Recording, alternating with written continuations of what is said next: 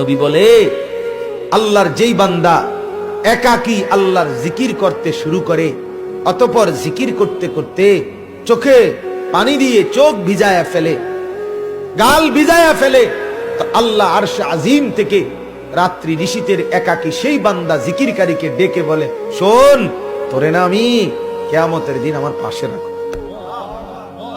তুই আমার আরশে আমার লগে বইবি, মাতিস না, তুই কাঁদ, তোর চোখের পানি আমি কদর করলাম, যা।